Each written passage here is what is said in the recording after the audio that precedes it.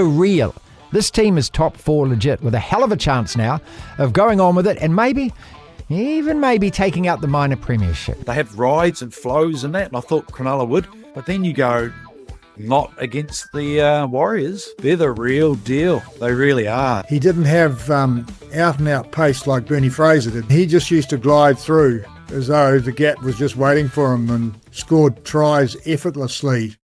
Welcome to the DSPN. He's given him. Well, there you go. He was forward. Oh, a punch up now in midfield. Fraser's involved. The Devlin Sports Podcast Network. Welcome to the podcast, people. Martin, Devlin, Lachlan Waugh. It's Tuesday, BLT, not bacon, lettuce, tomato. I do this every week. It's Big League Tuesday. Special guest today, Richie Barnett. Played almost a couple of 100 games as a pro. Sharks and Roosters in the NRL, then up the Northern Hemisphere. Very proud Kiwi as well. And the last time we spoke to Richie was after round 1, Warriors losing to Canberra in Vegas. And he questioned at the time some of the selections, some of the substitutions. Well, look where the Warriors are now. It's going to be great catching up with Richie. As well as that, Murray Mexted, who joins us every week. Mex talking today about Stu Wilson. We'll play the rest of that interview where he looks ahead to the Super Rugby semi-finals and also picks his All Blacks loose forward trio for the first test against France.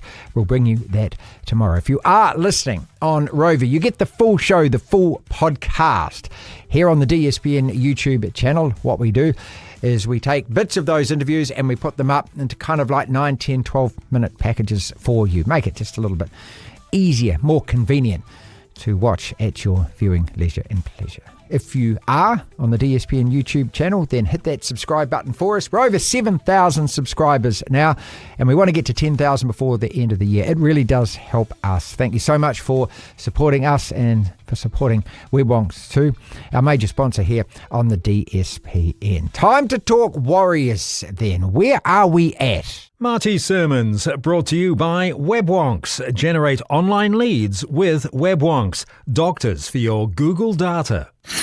We live in an amazing, amazing world, and it's wasted on the crappiest generation of just spoiled idiots. Round 13, week 14 at the NRL. So where are we at? Well, for a start, as far as the Warriors go, team needs to fear no one. That romp over the Sharks was the best one of the season, I thought, so far. Easy. 40-10, comprehensive, a toweling. Thrashed a top 8 side, just swatted them aside. And that also without Mitch Barnett has to be a statement to the rest of the comp. For real. This team is top 4 legit with a hell of a chance now of going on with it and maybe taking out the minor premiership. Is that too early to be talking about that? Certainly top 2 isn't out of the question. Tell me who's better.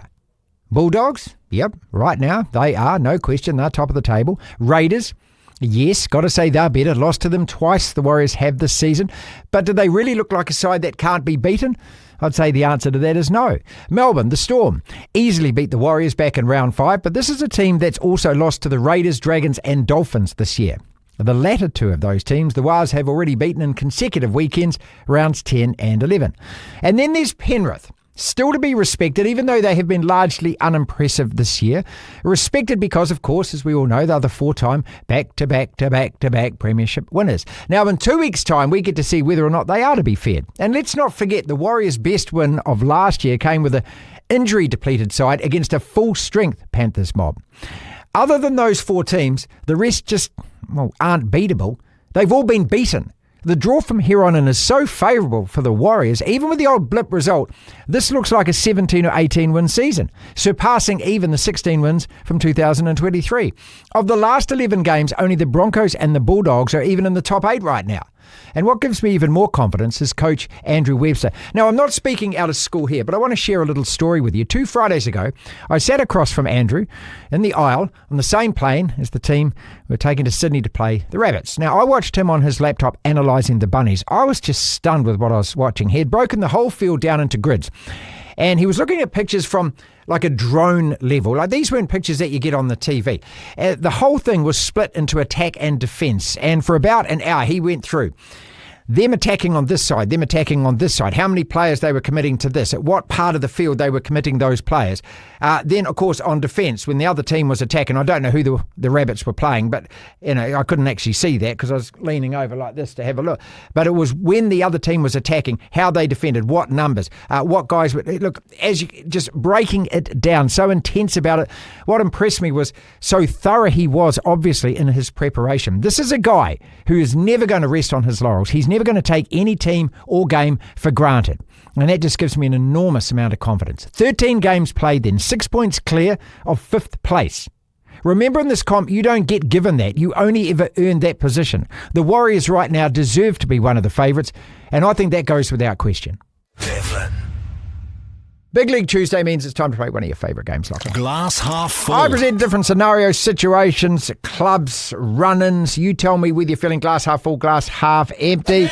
We're going to start with the Warriors, 40-10 over the Sharks. The glass isn't half full. The glass is overflowing at the moment. If you're a Warriors fan, how does it get any better than this at the moment? 10-3, a 5-point gap down to 5th place. They're locked into the top 4. And when you look at the schedule that they've got coming, you take out the Panthers, you take out the Dogs, the rest of those teams are all bum teams. Yeah. I mean, like, they've got the bye this weekend. Perfect time. Just before Penrith. Yeah. Who, we'll talk about Penrith in a sec. Yeah. Won't say they're hitting form, but they're at least starting to get wins, which is dangerous. But for the Warriors, last year they had 9 games. They achieved 9 wins. They achieved 9 wins in half the number of games this year. So they got 9. They were 9-3, obviously, going into this Cronulla game. And that was 12 games played. You play 24 in a season. And now they're 10-3. They're in double-digit wins, which this club just doesn't do, as we know. But this seems to be a brand new era. Can I just plug Zane the Warrior-holic for a second? When Andrew Webster signed a contract extension with the Warriors, I think it was after the 2023 season, it was until the end of 2028, if I'm not mistaken. I remember Zane put up a video saying that he believes this is the start of a dynasty. And I remember watching going, okay, bold, but sure, it's been a good year. And I remember thinking about that video last year going, well, Zane, it looks like you were very wrong on this. Not to be critical, but that was just my opinion at the time. And I'm now willing to do another 180 and say, maybe you've got a point. Because this Warriors team, the fortunes of this club, the culture of it, the workhorses that are on the pitch, and I guess you can say off the pitch as well, at least with the coaches, have just absolutely turned this club around. Totally. They are in some... I can't, results-wise, obviously they've been to 2 Grand Finalists before. They were the minor premiers in 2002, so numbers-wise, on-field, they have performed better in the past, but it just feels like that and everything outside of on-field is just going perfectly, swimmingly well for this team. And I don't think they've been in a better spot. I got to say, look, watching, and I was sitting next and peering over and watching Andrew Webster on that flight to Sydney, and just watching just the concentration on the man's face and what he was dissecting, and it was obviously what he was doing. I mean, I couldn't tell moves or anything like that, but just the preparation, the thoroughness, and the attention to detail. It says everything. Look, I mean, a guy, when you've won 8 or 9 games or something, and you might be forgiven for thinking, I don't have to put as much into it, but there's just no question about it, man. What he obviously does to get ready for every game is just super impressive. Well, remember, just quickly, he made a comment on this podcast at the start of the year when you had him for an interview, and he said, you asked him about last year and what he'd learned, and he pretty much admitted, I learned a lot because I was complacent with a few things, this and that, whatever I've learned from my missteps in 2024. Well, it seems he damn has, because maybe there was a sense of complacency after 2023 going to last year, and whatever those wrongs were, he's righted them. He's plugged those holes, and then now... Glass half full, glass half empty. Your Broncos are back, baby! I think it was what I texted you on Sunday morning. We're they back. Are not back. With you a couple of expletives. Come on. Look, I mean, the Titans on their day are a niggly side. But on their days, not often in 2025. They're 17th. That's last on the table. Yeah, there's not much difference between last and 8th. There really isn't. Only, I think it's 5 of the 17 clubs have winning records. That stat is outrageous. So it means that 12 of the 17 have lost more than they've won. They're under the 500. At the table. Under the 500. Which is I think Bizarre. last year it might have been around that mark for a little while, and then it levelled out at the end of the year. I've never seen it this bad. Your Broncos got to win. My though. Broncos got a win, and the first 20 minutes they were dynamite. They scored off the first set, I think it was, and then they just kept piling the points on. Very similar to how they beat the Dogs, just fast-paced, throwing the ball around. The main difference I noticed, and it was my biggest criticism of this team for the last month or so, support play. There were blokes actually there to catch a pass from their teammate. Okay, when a guy makes a break, a couple of good passes, you've broken the line of defence and you're running through. Often, well, they look, well, where's my teammates? And then there's the rest of the team just standing back watching him run. All of a sudden, support play. When guys are there, you take advantage of opportunities. That was the biggest plus. I was in Queensland last week, and I picked up the Courier Mail on the Friday before the game. You don't need to bring this up because we won. Don't bring it up. And of the 17 sports pages, the first 11 were all rugby league till I found a Super Rugby story. The first 9 pages were pretty much about the Broncos, and just about every story was about ructions within the club and the chairman trying to paper over that and cover. It all gets solved if you start winning games. These are the next ones. Bye. Sharks Much home. needed. Warriors home, Dogs away, Cowboys away. Those 4 games are your season. The next 4 games. You must win 3 of those games. I agree. We've got to win 3. We've got to defend home turf because we've lost a few too many at home this year. I think the Sharks are beatable, but obviously they're a good side. You know, does the Sharks side that played the Warriors turn up? If so, great, because that's a soft team. Yeah. Jeez. Warriors at home is going to be a hell of a game. Yeah, I think it's a Saturday afternoon as well, so ideally it'll be warm. That'll benefit us and then more you than go the to Warriors. the Dogs. I don't know. And the Dogs are going to be smart enough to lose, and then you go to the Cowboys and those during the Origin period. Those as well, Queensland so derbies. So who was the 4th one? Excuse me. Cows away. No, we've won 5 or 6 straight against the Cowboys. So you're glass half full on this, are you?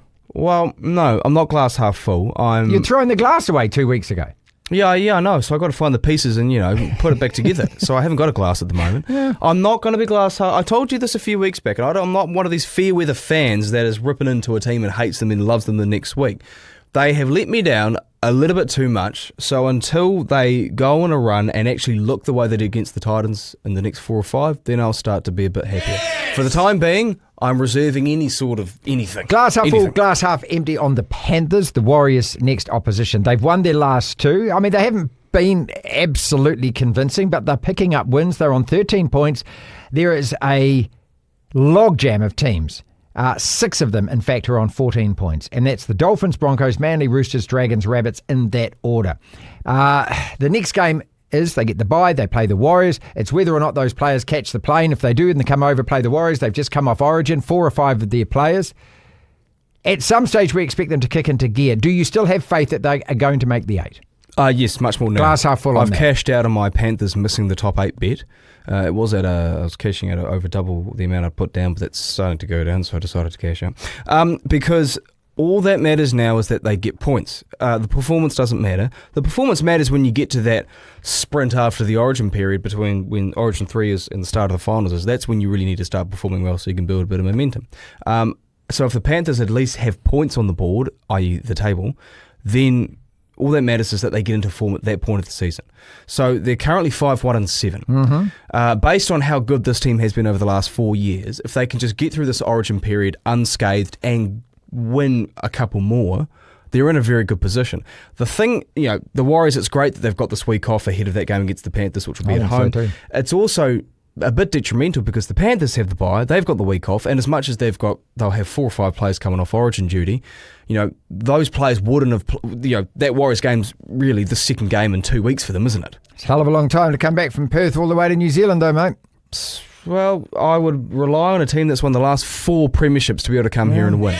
But there will be a sense of, okay, we've got some points on the board now, we're winning some games, we don't really have the injuries to fall back on and use it as an excuse. I think they'll start to kick into gear. I'm not saying they'll beat the Warriors, but I think they'll kick into gear now. Final one, glass half full, glass half empty. The top 4 as it stands now, Bulldogs, Raiders, Warriors, Storm. Is that the top 4?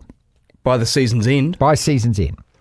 Well, the Sharks aren't getting in there, or at least I won't bet on them getting in there. And outside of, there's a 4-point gap back to the Sharks from the Storm. So after that, you've got the likes of Manly, the Cowboys, the Broncos, I think, are 8th Dolphins, right now. And Penrith, you think are going to come Dolphins up the are table? far too unreliable. Okay. They'll smoke teams one week and then they'll roll over and lose to a pretty think that's your ordinary top side the 4. next week. Yeah, because the gap's forming. Are they will they be the 4 best teams by the time the finals start? Probably not. The Sharks are very unreliable. Last year they were unreliable. This year they're worse off.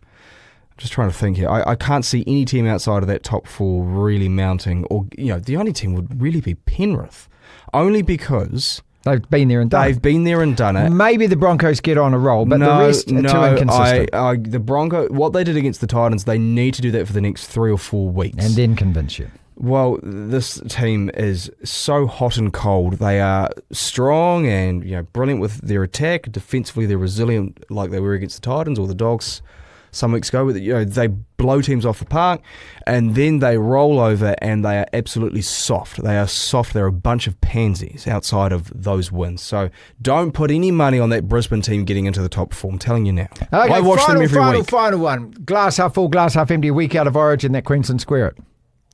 No, glass half empty. 3-0 I said, didn't I? No, I said 3-0 no. I said 3-0 when the team was select. There's been one sweep since like 2001 or something, which was Queensland in 22. So even those great Queensland sides under Mel Meninga with all those stars, they normally drop the third game, didn't they? Well, because the third game doesn't matter. Whenever you win the first two, you never win the third one. Dead rubber, yeah, because there's always going to be a conversation between the coach and the coaches of the NRL club saying, hey, it doesn't actually matter if you win or lose. Don't tire out my top players. So, no, even if New South Wales, they'll win game 2, but they won't win game 3. This is the DSPN.